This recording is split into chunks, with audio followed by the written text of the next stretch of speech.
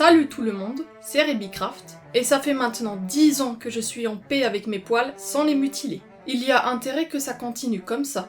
Pour fêter cela, je veux compléter le témoignage que j'ai envoyé aux étudiantes de la campagne Le Sens du Poil, pour dire en quoi mon expérience n'a rien à voir avec celle qu'ils ont arrêtée depuis plus ou moins un an, et aussi parler de pilosité et de ce que ça m'a apporté sur le plan artistique. Je précise que ce témoignage date de l'année 2009-2010 et que je l'ai remis à jour pour leur projet. Je vous invite à faire pause tant que ça défile ou à retrouver mes photos sur leur compte Instagram pour prendre le temps de lire, puis on commence. Je constate en termes de réaction que les rares personnes qui se sont vraiment dressées contre moi sont en lien avec les milieux de l'enfance et surtout de l'adolescence, l'école avant le bac et le centre de loisirs. Pour le centre de loisirs, ça s'est fini comme dans le cadre d'un harcèlement scolaire, alors que ça s'est toujours bien passé l'année précédente malgré quelques remarques. C'est plus simple d'exclure la victime plutôt que d'éduquer les minables. Je n'ai jamais montré ma pilosité au collège, ou au moins essayé de faire en sorte que cela ne se voit pas avec les vêtements. Au lycée, l'ambiance était un peu mieux, mais c'était quand même rare. En terminale, une ado a réussi à shipper des photos de moi en convention, mises en privé sur Facebook, sans mon consentement, à l'aide d'une de ses copines pour se foutre de ma gueule sur Twitter. J'ai réussi à les faire supprimer grâce à l'aide d'une juriste. Je vous promets rien pour les détails. L'ironie de l'histoire est que la fille est une fan de Miley Cyrus et que cette star s'est mise plus tard à s'afficher naturellement. Peu importe où je me déplace, on me dit rien la plupart du temps. Les gens ont des objectifs beaucoup plus basiques que commenter ce que fait une autre personne. C'est déjà arrivé que des gens qui me connaissent me laissent tranquille, mais s'en prennent à d'autres personnes. Ma famille accepte, même s'il y en a pour qui ça a pris du temps au début. Je trouve les gens plus neutres, voire positifs à ce sujet quand je voyage à l'étranger. Les Balkans, le Royaume-Uni, Israël, etc. Excepté au Japon. Je restais cachée sous mon kimono de touriste car je ne le sentais pas à l'époque. Les méthodes pour se raser ou s'épiler sont tellement à des années-lumière pour moi que ça m'inspire la mort, donc peur pour ma vie, la castration et un dégoût sensoriel profond.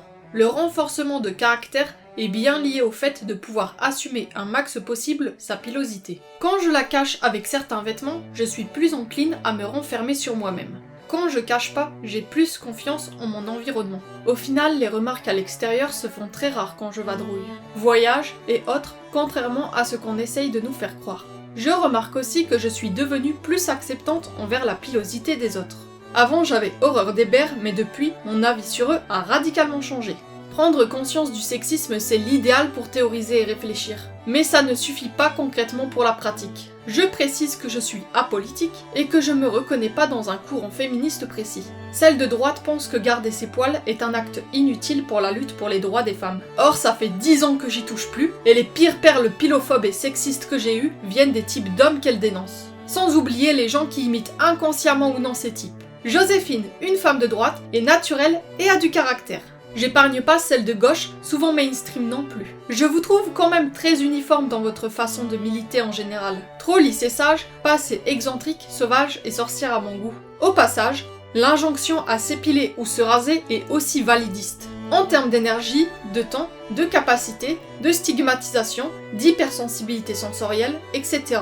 On n'est pas perçu de la même façon selon l'âge où on arrête de s'épiler ou de se raser. Surtout si c'est précoce ou tardif. Quand j'étais ado, il y avait des gens pour voir ça comme une lubie qui soi-disant me passera. Maintenant, on va me mettre dans la même case que celle du défi confinement et des autres initiatives qui viendront après. Quoi que vous faites de votre corps et de votre vie, il y aura toujours des prétendants qui tourneront autour de vous. Même le salon foire et misogyne tombera amoureux de vous et voudra vous fourrer. C'est juste la pression sociale et le déni qui le fait peur. Après tout, celui qui veut être un homme doit être un anticonformiste. Les questions que je me pose personnellement, ce ne sont pas des trucs comme « Est-ce qu'il va m'aimer ? Est-ce que je lui plais ? Est-ce qu'il va me rejeter ? etc. » Mais plutôt, comment aller encore plus loin pour trier ces gens, quels que soient mes liens avec eux. Un peu comme quand on veut savoir qui sont nos vrais amis dans les moments difficiles. À la fin, ces mecs-là, ce ne sont plus des étalons, mais des chevaux de Troie. La réaction pilophobe n'est pas la même en fonction des genres. Tout milieu confondu, en moyenne. Chez les hommes, ce sera la misogynie. Chez les femmes, la méchanceté habituelle, et chez les non-binaires, je dirais que c'est du cas par cas. On entend tout le temps dire que le poil est un vestige de nos ancêtres, représente l'animalité, voire est réservé qu'aux animaux, alors que son implantation chez l'être humain n'a rien à voir avec la leur, et certaines espèces sont naturellement imberbes. Nous sommes la seule espèce à avoir des poils axillaires bien visibles et focalisés sur les mêmes parties du corps dès la puberté. Et même avant pour les cheveux et les sourcils. Faut arrêter le déni.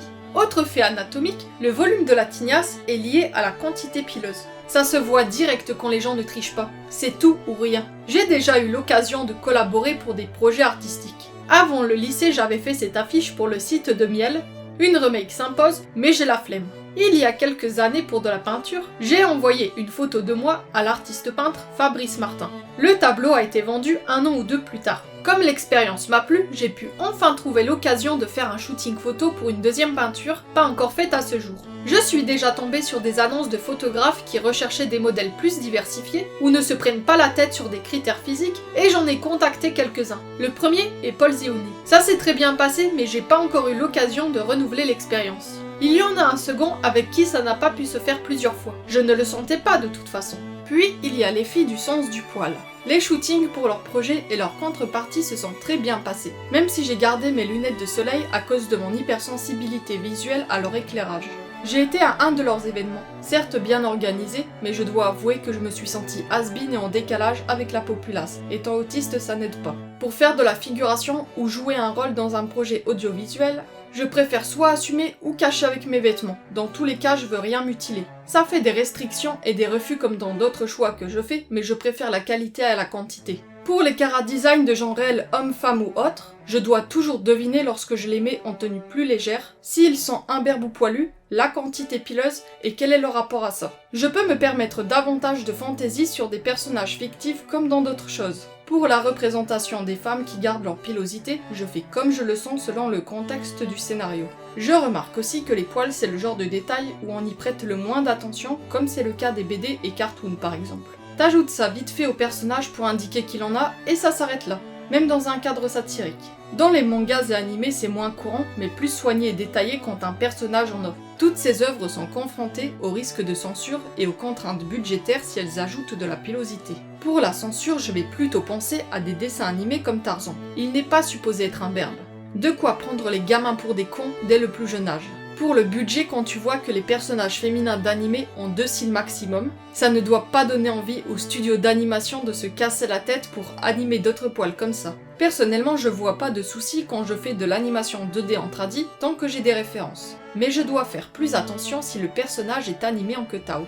Pour de la sculpture statique, jusque-là ça va. Mais s'il faut faire ou customiser une figurine articulée, ça devient compliqué à cause de la rotation des bras. Et il faut avoir une bonne motricité pour bien placer un seul poil sans avoir un résultat trop amateur voire faux. Je vous remercie d'avoir regardé cette vidéo. J'avais déjà prévu de faire un témoignage anonyme là-dessus il y a 10 ans, en écrivant un long pavé pour qu'il soit posté sur un site dédié à ce sujet. Mais comme les temps changent et que là je suis dans mon élément, autant faire comme ça. Grâce à ce coming out, j'aurai plus de garanties qu'on me fera moins chier dans la vraie vie et le virtuel, en faisant bien sentir à quel point c'est random pour moi. N'hésitez pas à liker, commenter, partager et à vous abonner. Je vous dis à la prochaine. Bye!